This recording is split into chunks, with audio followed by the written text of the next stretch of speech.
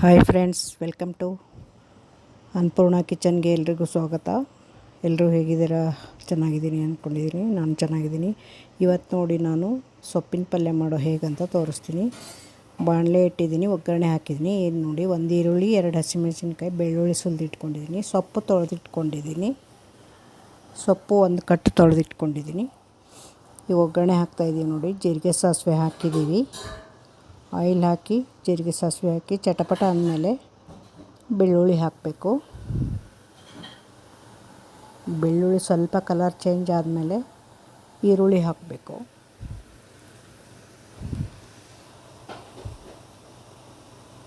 ನೋಡಿ, ಈಗ ಈರುಳ್ಳಿ ಹಾಕ್ತಾಯಿದ್ದೀವಿ. ಈರುಳ್ಳಿನ ಸ್ವಲ್ಪ ಹೊತ್ತು ಫ್ರೈ ಮಾಡಬೇಕು. ಸ್ವಲ್ಪ ಕಲರ್ ಚೇಂಜ್ ಆಗಬೇಕು ಈರುಳ್ಳಿದು. ನೋಡಿ, ಹಾಗೆ ಸ್ವಲ್ಪ ಕಲರ್ ಚೇಂಜ್ ಆಗೋವರೆಗೂ ಫ್ರೈ ಮಾಡಬೇಕು. ನಂತರ ಸೊಪ್ಪು ಬಿಡಿಸಿ ಹೆಚ್ಚಿಟ್ಕೊಂಡಿರ್ತೀವಲ್ಲ, ತೊಳೆದಿಟ್ಕೊಂಡಿರ್ತೀವಲ್ಲ, ಆ ಸೊಪ್ಪನ್ನು ಹಾಕಬೇಕು. ಸ್ವಲ್ಪ ರುಚಿಗೆ ತಕ್ಕಷ್ಟು ಸಾಲ್ಟ್ ಹಾಕಿದ್ದೀವಿ. ನೋಡಿ, ಈಗ ಸೊಪ್ಪು ತೊಳೆದಿಟ್ಕೊಂಡಿದ್ದು ಇದಕ್ಕೆ ಹಾಕಬೇಕು. ನೋಡಿ, ಇದು ಈರುಳ್ಳಿ ಎಲ್ಲ ಚೆನ್ನಾಗಿ ಫ್ರೈ ಆಗಿದೆ.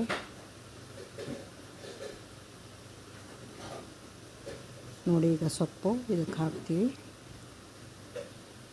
ನೋಡಿ, ಇದಕ್ಕೆ ಹಾಕಿ ಸ್ವಲ್ಪ ಹಾಗೆ ಬಿಡಬೇಕು. ಸ್ವಲ್ಪ ಹೊತ್ತು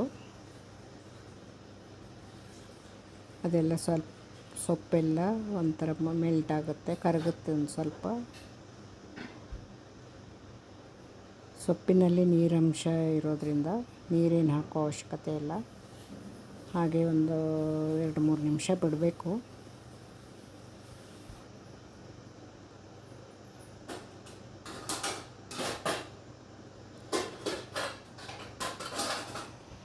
ದಿನ ಒಂಥರ ಸೊಪ್ಪು ತಿನ್ನಿ, ಹೆಲ್ತಿಗೆ ಒಳ್ಳೆಯದು. ನೋಡಿ, ಈಗ ಸ್ವಲ್ಪ ಹೊತ್ತು ಮುಚ್ಚಿಟ್ಬಿಡಬೇಕು. ಒಂದು 2-3 ನಿಮಿಷ ಮುಚ್ಚಿಟ್ಟು ನಂತರ ತೆಗಿಬೇಕು. ನೋಡಿ, ಈಗ ಹೇಗಾಗಿದೆ. ಸ್ವಲ್ಪ ಸೊಪ್ಪೆಲ್ಲ ಕರಗಿದೆ. ನೋಡಿ, ಸ್ವಲ್ಪ ಕಡಿಮೆ ಆಗಿದೆ ಸೊಪ್ಪು. ಈ ಒಂದು ಕಟ್ ಸೊಪ್ಪು ಆಮೇಲೆ ಸ್ವಲ್ಪನೇ ಆಗೋದು.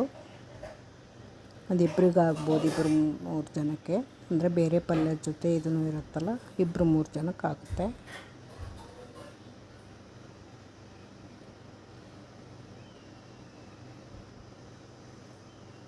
ಮತ್ತೇನು ಇದಕ್ಕೆ ಹಾಕೋ ಅವಶ್ಯಕತೆ ಇಲ್ಲ. ಒಂದು ಈರುಳ್ಳಿ, 2 ಹಸಿಮೆಣಸಿನ್ಕಾಯಿ, ಬೆಳ್ಳುಳ್ಳಿ ಹಾಕಿದ್ದೀವಿ. ರುಚಿಗೆ ತಕ್ಕಷ್ಟು ಉಪ್ಪು ಅಷ್ಟೇ. ಇದಕ್ಕೇನು ಮಸಾಲ ಇದು ಹಾಕೋದಿಲ್ಲ. ಲಾಸ್ಟಿಗೆ ಸ್ವಲ್ಪ ಶೇಂಗಾದ ಪುಡಿ ಹಾಕ್ಕೊಳ್ತೀವಿ. ಹುರಿದು ಮಿಕ್ಸಿ ಮಾಡಿಟ್ಟಿದ್ದು ಶೇಂಗಾದ ಪೌಡರ್, ಅದನ್ನು ಹಾಕಬೇಕು. ಸ್ವಲ್ಪ ಹಾಕ್ಕೊಳ್ತೀವಿ, ಟೇಸ್ಟ್ ಬರುತ್ತಂತ. ಈಗಿನ್ನೂ ಕುದಿಬೇಕು. ಇದು ಚೆನ್ನಾಗಿ ಬೆಂದಮೇಲೆ ಚೆನ್ನಾಗಾಗುತ್ತೆ. ನೋಡಿ, ಬೇಯ್ತಾ ಇದೆ.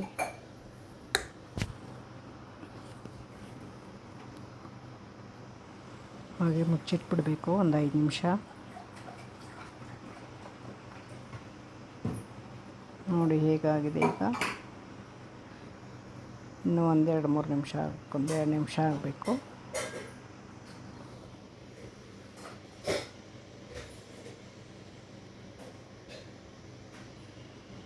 ನೋಡಿ, ಈಗ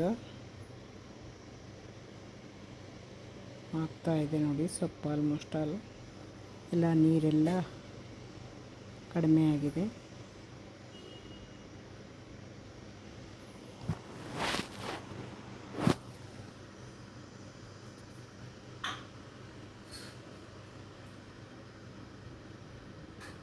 ನೋಡಿ, ಎಲ್ಲ ನೀರು ಕಡಿಮೆ ಆಗಿದೆ. ಈಗ ಸ್ವಲ್ಪ ಹುರಿದ ಶೇಂಗಾ ಪೌಡರ್ ಹಾಕ್ಕೊಳ್ಬೇಕು ಲಾಸ್ಟ್ಗೆ.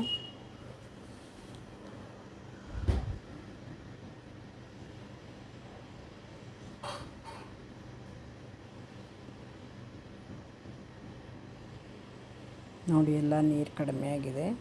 ನೋಡಿ, ಶೇಂಗಾದ ಪೌಡರ್ ಹಾಕ್ಕೊಂಡಿದ್ದೀವಿ. ಶೇಂಗಾ ಹುರಿದು ಮಿಕ್ಸಿ ಮಾಡಿಟ್ಟಿತ್ತು, ಸಿಪ್ಪೆ ತೆಗೆದು ಅದನ್ನು ಹಾಕಿದ್ದೀವಿ ನೋಡಿ. ಏನೋ ಒಂಥರ ಟೇಸ್ಟ್ ಚೆನ್ನಾಗಿರುತ್ತೆ ಅದನ್ನು ಹಾಕಿದರೆ. ಈ ಸೊಪ್ಪಿನ ಪಲ್ಯ ಅನ್ನದಲ್ಲೂ ತಿನ್ಬೋದು, ರೊಟ್ಟಿಲೂ ತಿನ್ಬೋದು, ಚಪಾತಿಲಿ ತಿನ್ಬೋದು. ತುಂಬ ಚೆನ್ನಾಗಿರುತ್ತೆ taste. Thank you so much.